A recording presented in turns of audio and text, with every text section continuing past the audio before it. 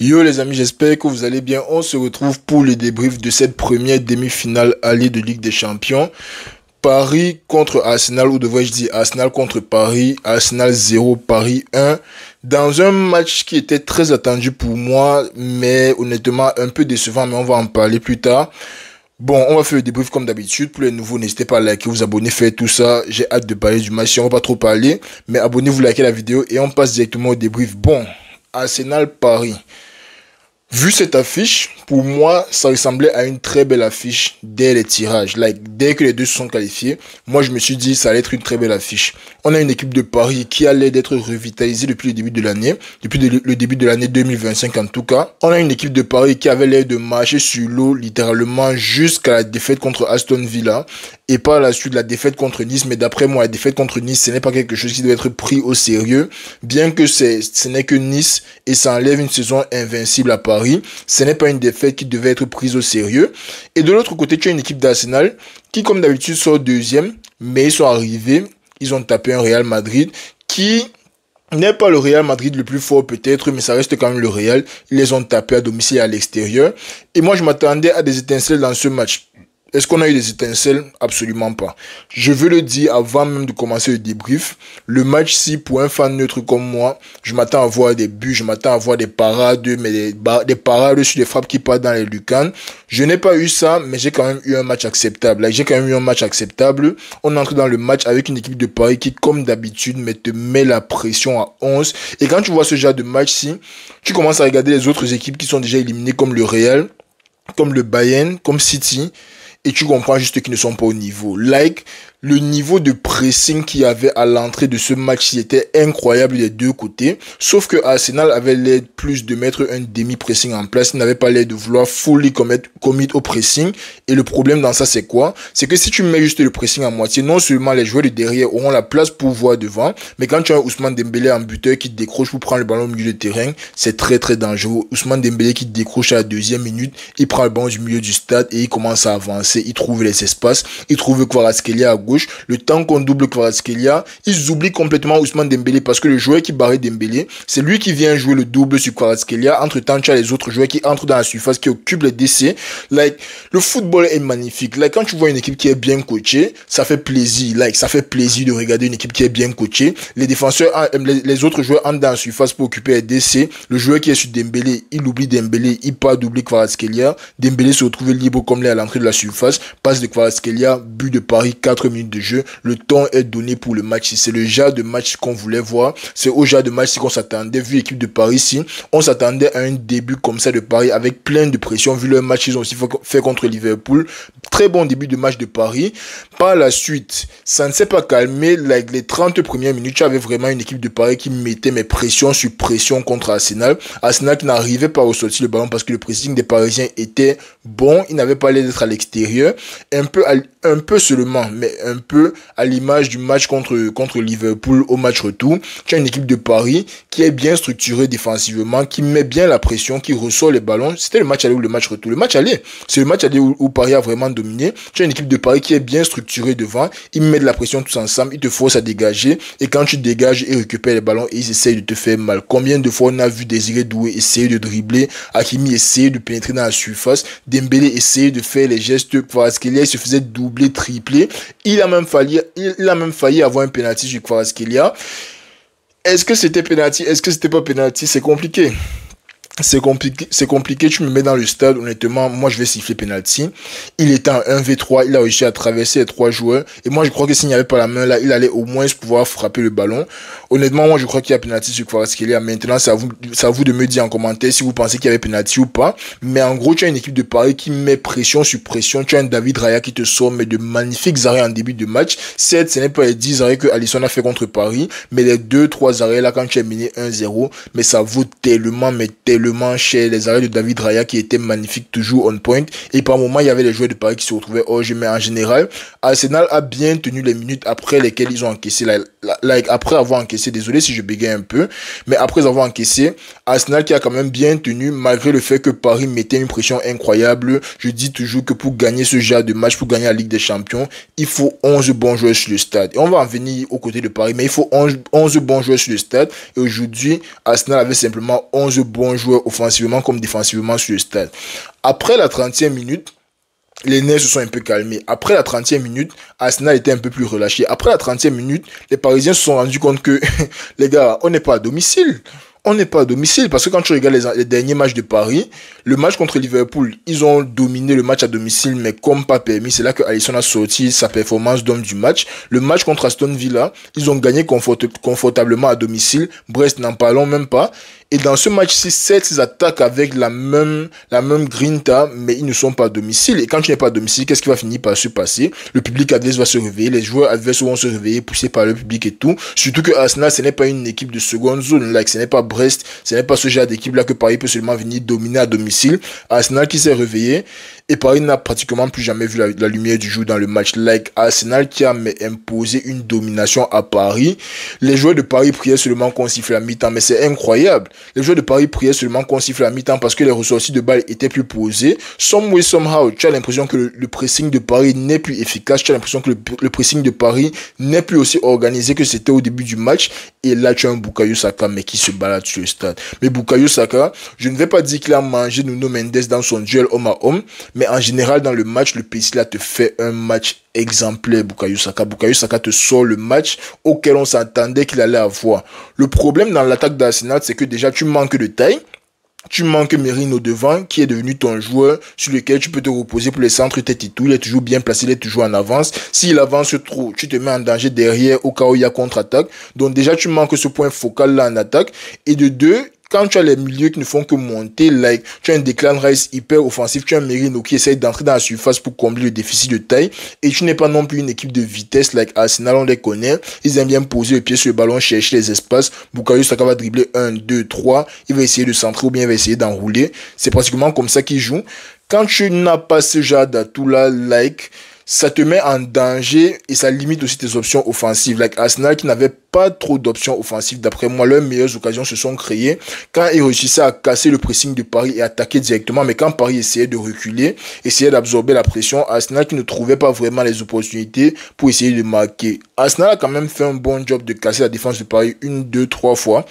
Le problème, c'est que derrière, pour Paris, tu tombes sur un Donnarumma excellent. Mais Donnarumma, si on t'a insulté contre Brest, si on t'a insulté contre, je crois que c'était Atlético, si on t'a insulté pendant les matchs de phase de Ligue, mon ami, on s'excuse. Le match que Donnarumma nous sort aujourd'hui, c'est un match de gardien qui veut gagner la Ligue des Champions. C'est un match du gardien d'une équipe qui va gagner la Ligue des Champions. Donnarumma qui arrive aujourd'hui, te sort, mais un top match, rien à dire sur la performance de Donnarumma. Ce n'était pas les arrêts faciles non plus, beaucoup de tirs à bout portant, beaucoup de tirs à ras de tête, beaucoup de face à face à gérer. Autant la première action, Trossard aurait pu mieux faire. Quand tu vois la deuxième action, tu comprends juste que Donnarumma est dans la zone. Là, quand tu vois la deuxième action, tu comprends que le gardien, c'est là pour le traverser, il va falloir quelque chose de spécial ou quelque chose de complètement idiot. Donnarumma qui arrive aujourd'hui et il te sort, mais vraiment, je tenais à le souligner, un match exemplaire pendant que le reste de son équipe était sous l'eau. Like Donnarumma qui vient, il sort vraiment la tête de l'eau et il permet à Paris de rester dans ce match, ce qui est très bien. Match à l'extérieur, vous menez depuis la 4e minute, vous n'avez pas envie d'encaisser parce que vous savez que à domicile vous êtes plus fort et que dans le match l'important c'est la victoire. Ok, l'important c'est la victoire, mais moi j'ai un problème avec Paris. Paris te rate minimum 2 occasions franches de but à la fin du match. Et ça, ce sont les trucs que je peux regretter. Like, bien que vous étiez à l'extérieur, vous avez gagné le match, tout ça, votre gardien a sauvé derrière. Il faut repayer les efforts du gardien là devant. Like, vous ne pouvez pas avoir un gardien qui vous sauve autant. Et vous avez mis des occasions tellement franches. L'action de Barcola là, que ce soit hors jeu, que ce soit dans le jeu, que ce soit à gauche, à droite, en haut, en bas, tu es obligé minimum de cadrer. Like, si c'est même pas marqué, tu es obligé de cadrer. Like, autant je dis que Trossard a m'aidé sur son action face à Donnarumma, sa première action, mais Barcola, mais il vient, il te fait du n'importe quoi. Et c'est là que je comprends pourquoi le gars n'est plus titulaire, mais tu ne peux pas rater ce genre de ballon. Je suis désolé, mais tu ne peux simplement pas rater ce genre de ballon. Tu n'as pas le droit de ne même pas cadrer ce genre de ballon, Barcola. Ça, ce sont des trucs qui vont te hanter si vous perdez le match retour. Ça, ce sont des trucs qui viennent te hanter si vous perdez le match retour, parce que là, vous êtes content. là, vous applaudissez les fans, ok, on a gagné et tout.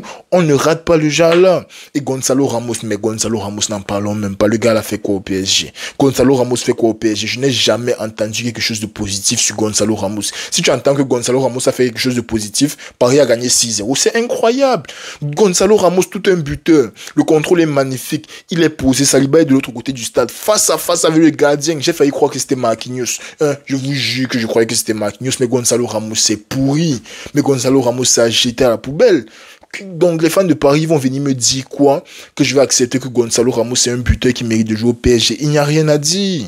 Il n'y a rien pour le sauver. Gonzalo Ramos est nul, je suis désolé. Mais vu le match que Paris a affiché aujourd'hui, il y allait toujours avoir le moment là où Arsenal se relâche un peu. Et le moment là est arrivé par 2 fois. Barcola et Ramos ont vendu le match. Ils ont vendu le match. Là, vous pouvez gagner et tout. Mais on ne vend pas ce genre d'occasion. C'est comme l'action que Mbappé, l'action sur laquelle Mbappé n'a pas fait la bonne passe à Vinicius au match aller. On s'est retrouvé à aller au penalty avec Atlético, jouer une séance de penalty stressante dans laquelle il y a eu des polémiques, il y a eu des problèmes et tout. Et dans la tête, ça ne va pas. Dans la tête, ça ne va pas. Oh là là. Mais moi, je suis tellement dégoûté par ce que Gonzalo Ramos et Barcola ont fait en fin de match. Même si tu es hors jeu, tu te dois de finir ce genre d'occasion. Ils n'ont simplement même pas cadré, les gars, si. Même pas cadré. Oh là là. Ah, mais c'est trop grave. Paris peut vraiment s'en vouloir pour le match. Si ça aurait pu finir plus d'1-0. Honnêtement, autant les occasions d'Arsenal étaient franches, autant Paris aurait dû marquer. Mais moi, ça m'énerve. Mais ça m'énerve. Autant je veux voir Arsenal passer, autant moi je me dis que Paris aurait dû plus faire. Ils auraient dû faire plus. Parce que Arsenal n'a pas été si dangereux que ça non plus. Ils n'ont pas eu les doubles parades à faire, les parades, les sauvetages sur la ligne et tout ça. Paris n'a pas eu à faire tout ça. Et devant, ils ont eu des occasions plus que franches. Ils n'ont pas réussi à cadrer. Mais ça, c'est vraiment dégoûtant. Mais sinon, le match, honnêtement, je m'attendais à beaucoup plus de spectacle. Comme j'ai dit au début de la vidéo, j'étais un peu déçu par le spectacle. Mais il y a eu de bonnes choses. Bukayo Saka, ça se voit que depuis le retour de sa blessure, ça ne l'a pas trop affecté. Il est revenu, il a repris sa place. Il a bien repris sa place. Beau duel avec Nuno Mendes, même quand on n'a pas eu l'opportunité de les voir en 1v1 tant que ça.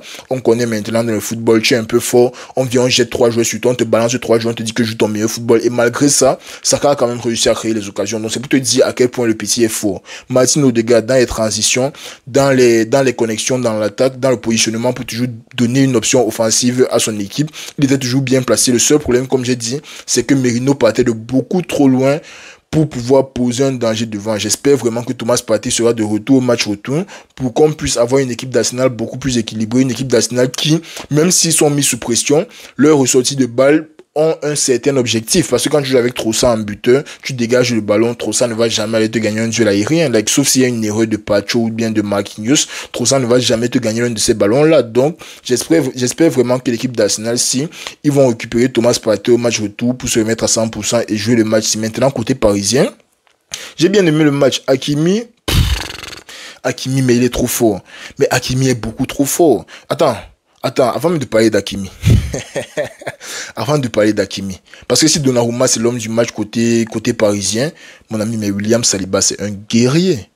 William Saliba, mais le gars là, il a combattu avec les Vikings. Mais William Saliba te sort mais un match de dinde. Mais il te sort un match de malade, il te sort un match de fou furieux, il te sort un match de Prime Ramos, il te sort un match de Piqué. Si Piqué avait des problèmes dans sa tête, il commençait à bien jouer. Mais William Saliba qui te sort un match exceptionnel aujourd'hui, il t'a sorti un tacle sur Hakimi, mais vraiment Saliba. Mais vraiment, Saliba, il a joué contre Mbappé, il ne s'est pas fait dribbler une seule fois. Bien qu'il ait vendu le but à Vinicius, il ne s'est pas fait dribbler une seule fois contre Mbappé. Il arrive aujourd'hui face à Dembouz, il boucle la boucle sur Dembouz. C'est comme ça qu'on joue le match, mon ami. Il boucle la boucle sur Dembouz. Si c'est pas le but là, Dembouz ne voit absolument rien dans le match. C'est incroyable, William Saliba. Incroyable ce que le gars a fait sur le stade. Vraiment, si Perez dit qu'il veut ramener Saliba, vendez tout. Vendez le club, vous ramenez Saliba. Le petit est fort. Le monsieur est fort. Saliba, c'est même un petit, c'est un monsieur. Le monsieur est fort. C'est tout ce qu'il a dit. Ah là là, maintenant côté parisien, on va parler des vraies choses. Côté parisien, Hakimi, magnifique. Hakimi, magnifique. La projection offensive, magnifique. Les consignes que Luis Enrique donne à ses latéraux pour se retrouver en situation dangereuse, c'est tout simplement magnifique. Les gars jouent sans buteur. Dembélé, il n'est jamais buteur. Il est toujours en faux neuf. Il est toujours décroché un genre. Mais ils réussissent toujours à trouver le moyen de mettre les joueurs dans la surface. L'équipe de Paris, si leurs automatismes sont magnifiques, de toute façon, ils sont structurés, c'est magnifique. Ils sont juste arrivés dans un match aujourd'hui, en demi-finale de Ligue des Champions, à l'extérieur contre une grande équipe. Ils ont fait de leur mieux. Paris-Arsenal, je ne saurais vraiment dire qui est le plus fort entre les deux. Like, un est constamment deuxième en première ligue, l'autre roule sur la Ligue 1. C'est pas facile de rouler sur la Ligue 1, mais ça reste la Ligue 1. Donc vraiment, Paris qui arrive aujourd'hui et qui te sort une tactique mais magnifique. Vitinha, pied sur le ballon. Vitinha, pied sur le ballon, c'est magnifique. Vitinha, pied sur le ballon, c'est magnifique. Désiré Doué, c'est magnifique. Hein? Kvaratskhelia, il arrive entre trois joueurs, tac, tac, tac, tac, tac, il te sort les moves. Tout ce qui manquait au match-ci, c'était les buts. Et même s'il n'y avait pas les buts, je voulais un gardien même avec 13 arrêts. Le Jacques, on dit qu'on l'a bombardé, il a seulement survécu. Mais on n'a pas eu ça malheureusement. En tant que fan neutre, j'ai mal. Les fans parisiens seront contents, les fans d'Arsenal seront probablement déçus parce qu'ils ont eu beaucoup le ballon. Mais en tant que fan neutre, honnêtement, j'ai mal. Mais bon, bref. Très beau début de ces, on appelle ça comment? Ce sont les quarts de finale là. Les demi-finales de Ligue des Champions, les amis, ça faisait un bail que je ne m'étais pas assis pour regarder les demi-finales sans stress. Il n'y a pas de que, oh, si Paris gagne, on va être obligé de jouer contre eux en finale, on va s'en sortir comment? Oh, si l'autre là gagne, il n'y a pas de ça. Demain, je m'assois ici là, je bois ma bière, je regarde mon match au calme. On ne stresse pas, on ne panique plus, les amis. On n'est plus à l'heure de la panique. On n'est plus à l'heure de la panique, c'est magnifique, les amis, c'est magnifique. Donc, très beau match entre Arsenal et Paris. Le prochain match promet d'être étincelant parce que tu auras un Paris qui sera à domicile. On connaît les fans parisiens malheureusement aujourd'hui. Bon, pas malheureusement, les 30 premières minutes, on les entendait pas. Mais après là, quand Arsenal, les fans ont vu que ça ne valait plus la peine, on entendait quand même les supporters parisiens qui ont bien soutenu leur équipe. Dans la semaine prochaine, on aura un Paris à domicile devant leurs fans avec le maximum de boost d'énergie, maximum de pression. J'espère que Dembouz n'est pas blessé. Like Dembouz, s'il se blesse, ça me fait mal parce que honnêtement, on parle des Pedri, tout ça. N'oublions pas Dembélé dans la course au Ballon d'Or. Moi, je dis rien. N'oublions pas Dembélé dans la course au Ballon d'Or. J'espère qu'il sera de retour la semaine prochaine. J'espère que les deux équipes pourront mettre leur meilleur alignement sur le stade. Et puis bon, j'espère avoir du spectacle, parce qu'aujourd'hui, ce n'était clairement pas ça. Les amis, c'était tout pour la vidéo d'aujourd'hui. Demain, on a un succulent Barça Inter. Aujourd'hui, je ne supportais personne, je m'en foutais de qui gagnait. Mais demain, on sait tous avec qui je suis. Pour les nouveaux, n'hésitez pas à liker, vous abonner comme d'habitude. J'espère que vous avez aimé la vidéo. Désolé pour tout le bégaiement, honnêtement. Mon français m'a abandonné. Peut-être c'est parce que je parle trop anglais. Mon français m'a abandonné, mes amis. Si vous avez apprécié la vidéo comme d'habitude, un petit like ne fait jamais de mal. Et puis on se reprend demain pour le débrief du Barça contre Inter ou Inter contre Barça. On verra demain. Prenez soin de vous. On est ensemble.